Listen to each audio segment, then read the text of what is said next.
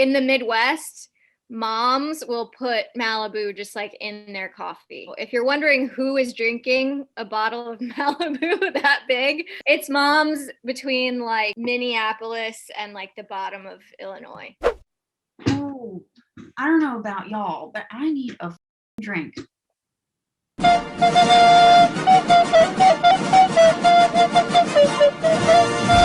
Hi, welcome to Drankin' with Dory. It's me, Dory.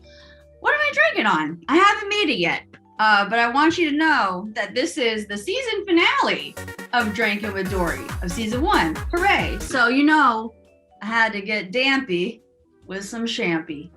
It's not real champagne. Me, that was loud. I'm making a champagne cocktail. It sounds vague, but it's actually not.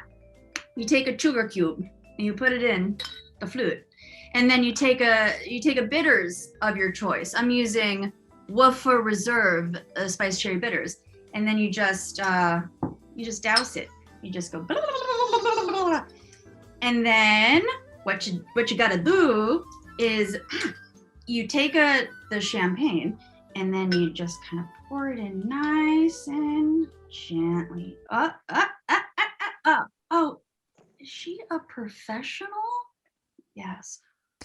And these are really good when you really have like cheap Prosecco, because you can just like make it taste like whatever you want. You can take the sweetness down and you look real good doing it. You know who else looks real good doing it? My guests for tonight. So please welcome, he is a comedian and an all-around podcast poner. It's Jesse Miller. Jesse. How's it going? You just said that I look good doing it. Yep. And I don't know from experience, but I'd like to see it videotaped. She is a journalist and an author who just wrote her first book, What Doesn't Kill You. It's Tessa Miller. Hello. Last but certainly not least, a DJ, a music buff, and a true Brooklyn hustler is Kim Jefferson. Hey. Hey, baby girl. What's up, y'all? Jesse, what you drinking on? I am a huge fan of hard ciders, and I have a Prickly Paradise hard cider from Two Towns Cider House. I think this is from a Silver Lake wine shop. This is the most hipster I'll get, I promise. Miss Tessa. Yes. What are you drinking on? Okay, I don't drink booze. Not because I don't love booze, but because when I drink booze, it like basically liquefies my guts. So I'm drinking grapefruit juice with this special seltzer that I picked out just for the show, which is pomegranate dragon fruit. Honestly, I don't know what pomegranate or dragon fruit tastes like on their own, but it's extremely delicious. Kim. Yes, Dory. I am so excited to hear what you are drinking. What you drinking on? I'm drinking a drink that I created today on my way home from work. The name is the Shameful Malibu because I have this shamefully large bottle of Malibu that I was given. And, you know, I'm like, who the hell drinks Malibu? Like nobody, if you're not in college. So yeah, how do I get rid of this? The answer is shamefully. So I tried to find the most shameful mixer I could possibly find. I was in the hood, deep in Brooklyn, looking for some tropical fantasy. Because, you know, that's the beverage that sterilizes Black people. I had to have the most shameful beverage possible, but I could not find the tropical fantasy. In its place, I found this Calypso Taste of the Island. And it's a coconut colada limeade. I have placed it in a shamefully large glass. Baby boy, Jesse. In a previous episode, I talked about shot roulette. And I specifically talked about drink your milk. Shot roulette. Sometimes we'll put a non-dairy milk in the shot. It's like a spin the bottle, but with shots. And when you land on it, you have to go, drink your milk. Drink your milk. I am pretty sure you are the one that came up with that line. Here's one of the weirdest things about me. When I'm not drinking excessively sugary cider drinks, I'm one of the only adults in the world who apparently likes the taste of milk. If you were to take a sip of something that made you think, North Andover, what would that be? Probably like skim milk. Ew! No, but I like it. You're so white, dude. Ugh. It's the most middle America thing about me, but I will gladly chant anything milk related. Tessa, you mentioned that you got like a super special flavor of soda for the show, which like, you stole my heart. I did. I do want to know though, do you ever, for better or for worse, pass judgment on people who endorse like a specific flavor of soda? That's a really good question. Thank you, I'm a professional. Yeah. I drink so much seltzer, and I have tried every single flavor, and some people are like, oh, I love just like plain sparkling water. And I'm like, you gotta get on this like pomegranate dragon fruit. Get some taste buds. Yeah. So like people who are drinking just straight up plain soda, you feel like maybe haven't seen enough of the world. Pamplemousse. Yeah, I think that that's like the gateway drug Right. to all the other flavors. You're like, oh, pamplemousse, and then you like discover everything else.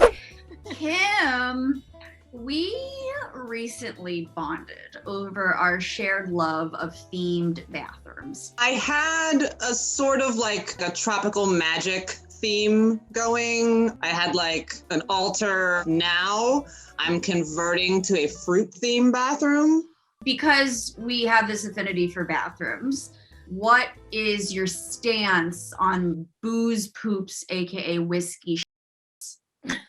As a person who, I'm gonna get real, I have had issues through my life. I am very easily constipated. Sometimes I'm just like, guess what, bitch? Time to drink some beer. Are you gonna give yourself a beer enema? Yeah.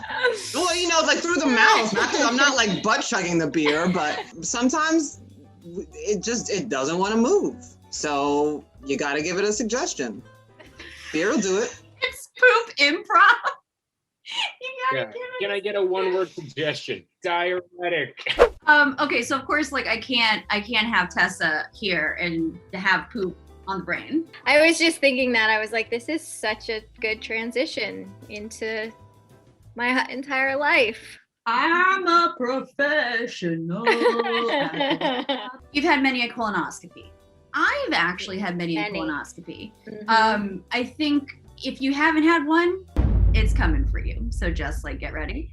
So I like want to know if you figured out any fun or not so fun strategies for drinking that awful liquid that you have to drink prior to getting a colonoscopy. I have been getting colonoscopies since I was like 23. Mm-hmm. I'm 32 now, so that's like a decade of lots of butt stuff. When I first started getting them, they would make you drink that like gallon jug of stuff, which is called Go Lightly.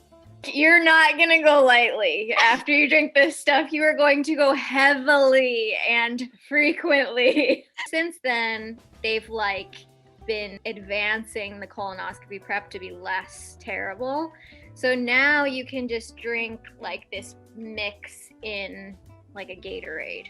So it's a lot better now. It has improved significantly over the last decade. Jesse, you and sweet baby Keith King Bay invented fake beef with the late great James Lipton. God rest his soul. Yeah, I'm to death. He's the worst. But if you had to start fake beef with, you know, a video game character, Real Housewives style, where you like take a drink and you like throw it in their face, I'm gonna go with Ellie from The Last of Us. My best friend's daughter is named after her.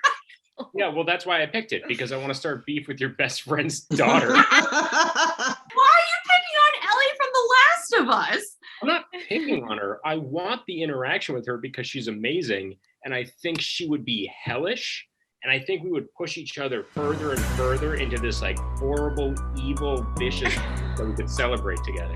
I think it'd be fun. Kim, aka Susan Z. Anthony, Yes. known around town. Susan Z. So Susan Z. Anthony, you show up and you get the party started, and do you ever feel pressure to, be all that you can be at the party? I feel like people have been throughout my life trying to like push me into performing. It's something that I'm good at, but it's something that I actually don't really enjoy that much. DJing for me is about me being able to like feed off of the crowd and like see how they're feeling, and then using my knowledge of music to like bounce that back at them. That way I sort of get to be the star of the show, but like I don't have to, be razzle and dazzle because the music is doing all the work. Tessa, Yes, my love. you have 4 dogs. They are your Yes. children. If your dogs were like personality types at a bar, could you like figure out who was who? Yes. Fives, who's the red Sheba, would be like the finance bro who like won't leave you alone at the bar. Lady, she would probably be the DJ because she loves dancing and she has great rhythm. Jiggy, who's the oldest, he's 12 now, so he's like really up there in dog years. He would be like the crusty old alcoholic at the end of the bar who just like the lives townie. the townie for sure. And Dolly, who's the black Sheba, would be like me at a bar who has like so much social anxiety that she just has to like take a bunch of shots when she gets there or leave the bar immediately. All right, it's time, kids. Let's wrap this up. What are we cheersing to / plugging? Let's start with Jesse Neal. You can listen to my podcast, New Player Has Joined, or, Spotify, iTunes, wherever you listen to podcasts. And you can also download for free and use for free the Stereo app, where me and Keith from New Player are doing a live show every Monday, Wednesday, and Friday, 12:30 p.m. Pacific Standard Time. Call in, leave messages. You can talk with us on the show. It's super fun. So that's what I'm up to these days. So, This is my Gene Wilder look. Kim, what are we cheersing to / plugging? I guess we're just cheersing me in general. I got a couple Instagram handles that y'all can look at. There's me, that's Big Kim Jeff. I'm also a bit of a crazy hoarder, and I've moved to a new apartment and I need to get rid of a whole bunch of shit. So Hoarder's Revenge. And then there's also the delicious things that I make. That's Hazy Eddie's. And people should just look that up on their own. Of course, Tessa, I don't know what you could be plugging. Oh, I had twins! I wrote a book. It's a real one. It's not empty. It's got real words in it. It has words in it. It's not just like a secret compartment in there. You can turn it into a secret compartment after you read it. I mean, as long as you buy the book, I don't give a shit what you do with it. You know what we're choosing to for me? We're choosing to this ADD, OCD, anxiety-laden, depressed bitch who taped 14 episodes of a show that she was meant to do probably 2-3 years ago, but I did it. And cheers to season 1. Congrats to you. Here. I'm gonna finish this. Finish that, you shameful bitch. I could not do this without my sweet editor, Alex. Mwah. Alex Humphreys. True genius, true savant. Love them deeply. I hope they also do something fun with this little plug session. I hope there's a lot of naked bodies happening. For the last time for season 1 of Drinkin' with Dory, this has been Drinkin' with Dory. And I'm Dory.